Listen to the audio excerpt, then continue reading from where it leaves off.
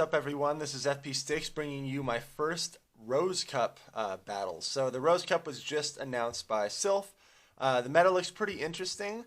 My first thoughts on it is that the fire types look pretty largely unchecked other than the rock types that'll be there to threaten them.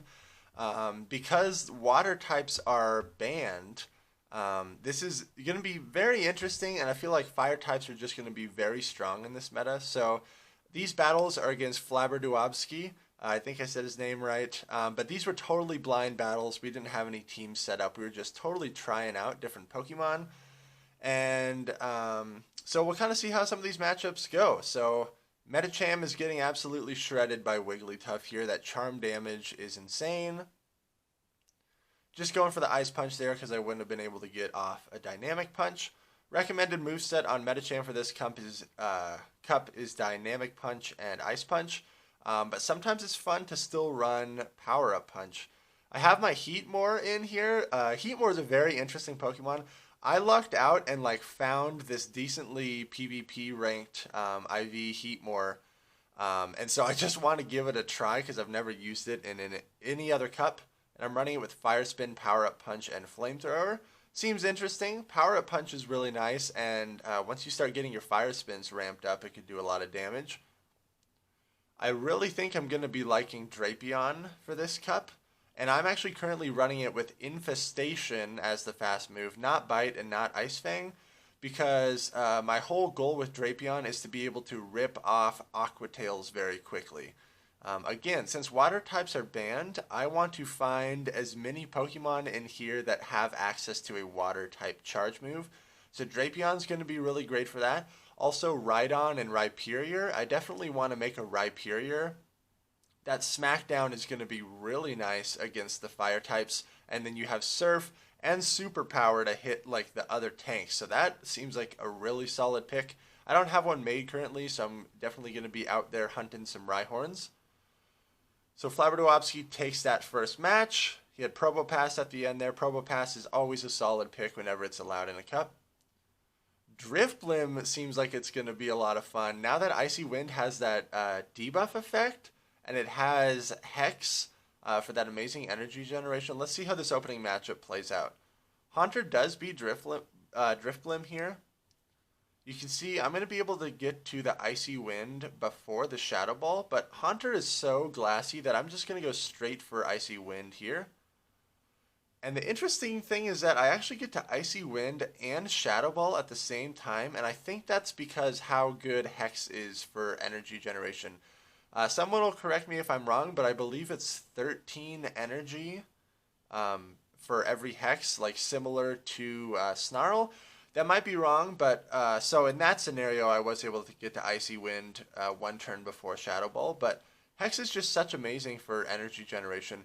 He brings in, what the heck is that thing? A clang, a cling clang, a clink? I don't even know what that's called. There's a bunch of gears that's shooting some electricity at me. So I bring in Machamp. Machamp is one of the top-rated Pokemon in this cup, and mainly because of its access to that Rock Slide, it's going to threaten the fire types. And now that Cross Chop is no longer a legacy move, you can get Machamp with really good IVs that has Cross Chop, cheaper energy cost than Dynamic Punch, so really helpful in PvP. I've also heard some talk about people running Close Combat on Machamp. That would be pretty nuts because of that Close Combat rework that they did. That could be pretty nasty, but Cross Chop and Rock Slide are definitely going to be a more consistent and safe moveset to run. Gliscor is a rank 2, I think, on the PvPoke tier list for this. But a lot of its matchups are contingent on you successfully landing the Earthquake. So I'm going to tell you right now, I'm not even going to invest dust into trying to make a Gliscor. Just doesn't really interest me that much. And I'm trying to conserve Stardust as much as possible, especially with Go Battle League coming out soon here. I also brought in Donphan, kind of interesting. I like that it has access to counter. Kind of like a pseudo fighting type here, but you also have the Earthquake nuke. Great against those fire types. For fire types, Alola, Marowak, and Charizard are really going to be strong contenders in this cup. Charizard's great because you're going to still resist the ground type moves. Whereas Alolan Marowak is great because you're going to be resisting all those fighting type moves. So does Charizard, but it's nice to have that immunity tier that the ghost typing offers you with Alolan Marowak. Spiritomb is allowed in this cup. It's decently ranked up there. Spiritomb's always a fun one. I like to just go straight Ominous Wind here and just roll the dice on hoping that I can get the boost. And I think I actually do get the boost in this matchup. I know this is only going to be a Dragon Claw because he didn't get to 5 Fire Spins, so I can tank that. He switches into his Blaziken. This is still a favorable matchup for me. I'm only taking single resisted damage from these counters because I am Ghost and Dark. I get the boost here. Let's go. Trying to get off another Ominous Wind here. And I believe I'm right at an Ominous Wind. So I'm going to commit a shield here with very minimal health left. Throw this Ominous Wind. Spiritomb's kind of a silly looking Pokemon, but pretty fun to use. Ominous Wind and Shadow Ball, really good moveset. Now I'm going to bring in my Drapion now that shields are down. And going to try to just get to this Aqua Tail. I shield the Blast Burn. That easily would have one-shotted me. We know that matchup from Timeless Cup. And again, because I'm running Infestation, I'm going to generate energy very quickly. And so I'm running Aqua Tail and Crunch. And here's where Drapion actually sweeps this matchup right here. This Crunch is going to one-shot the Haunter. And then what does he have in the back? He's got Charizard in the back. And again, I'm going to be able to easily get to an Aqua Tail here and take out Charizard. I'm really liking Drapion, but I don't like running it with Bite because the energy generation is just absolutely atrocious. And I want access to Water-type moves in here because the Water types are banned. So I'm rolling with Infestation. Maybe Ice Fang could be decent. You'll be able to hit the Flyers for super effective, like Drifblim and Golbat. But still, I like Infestation for now. We'll see how it works out. Again, this is very interesting to note. I got to Icy Wind and Shadow Ball at the same time on this opening matchup. I land a Shadow Ball in the Skarmory. Really great for me. Now, because I landed the Shadow Ball, I feel comfortable bringing my Medicham in here. I'm going to commit a shield and fully farm this down. But he still has that Alolan Marowak, which is going to be kind of rough for my Medicham. So I'm okay that Skarmory is taking me low there. He brings out Clefable, another really strong response to Medicham.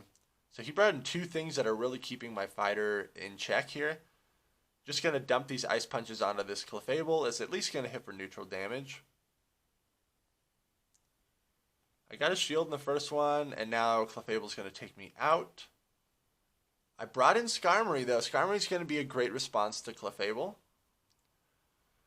Most people on their Clefable are going to be running Meteor Mash and Psychic, so Skarmory's going to resist all of that. And I'm resisting the Charm damage. But Charm is so strong that this is still not a fully farmable matchup. He brings back in his Alolan Marowak. The Fire Spins are going to be hitting me for super effective, so I just want to throw this Sky Attack right away. I get the last shield, which is awesome.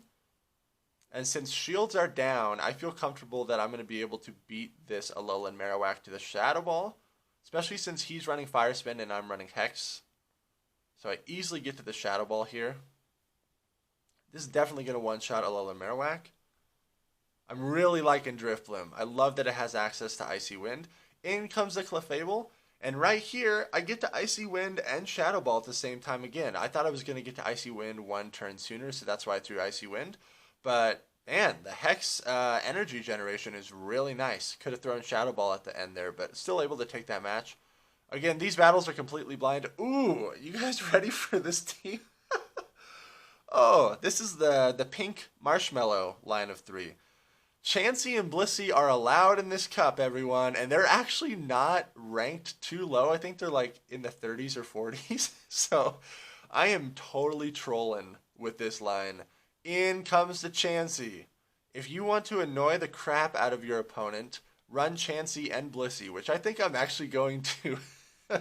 I think I'm going to do this for some battles, is in my line of 3 run both Chansey and Blissey and just go for a pure like timeout strat. Like, maybe I'll make a line of 6 because Chansey and Blissey are going to lose to the fighters. So maybe I'll make a team of 6 with like 4 ghosts and then Chansey and Blissey. So it's really going to discourage them from running their fighters. And then I'll bring in Chansey and Blissey and just time out. I don't know. That could be a really fun troll strategy. Blissey is actually like one of my favorite Pokemon. Before they nerfed Blissey's CP, I had over 20 Blisseys that were above 3,000 CP because I was really big into gym defense. But then they nerfed Blissey and I was really sad. But maybe I'll run it in this cup. That'd be nuts. My Chansey does not have the right moves at all. And it's not really even powered up that much at all. But you could see how tanky it was. Out comes the Skarmory. It's going to be a great response to Wigglytuff. But here's some merit to running Wigglytuff over Clefable. You get access to the Ice Beam, which is at least going to hit Skarmory for neutral. Whereas Clefable, everything you throw at Skarmory would be resisted. Still have a shield here, but I'm going to let it go. Yeah, I brought in 3 pink marshmallows. Out comes Clefable. I'm hoping I can charm this down. What does he have in the back? He's got a full, healthy Probopass. And I still got that Chansey sitting there in the back. But it's running Zen Headbutt, which is just an absolutely horrible move. It also gets access to Pound, which is an absolutely horrible move. So I think Niantic did that on purpose. They gave Blissey and Chansey those really crappy moves, because if they actually had a decent moveset in PvP, they would be pretty nuts with how bulky they are. This Meteor Mash is at least going to hit for neutral on this Probopass. I get the last shield. In comes Chansey. Can Chansey clutch this for me? At least Probopass dumps its energy on this sacrificial Chansey. But I still survived that Rock Slide. How insane is that? That did like a sliver of health. But Probopass is going to be able to take this. Thank you all so much for watching. These were just a couple quick Rose Cup battles. Let me know what you think of Blissey and Chansey, man. Make sure to like, comment, and subscribe, and I will see you in the next video.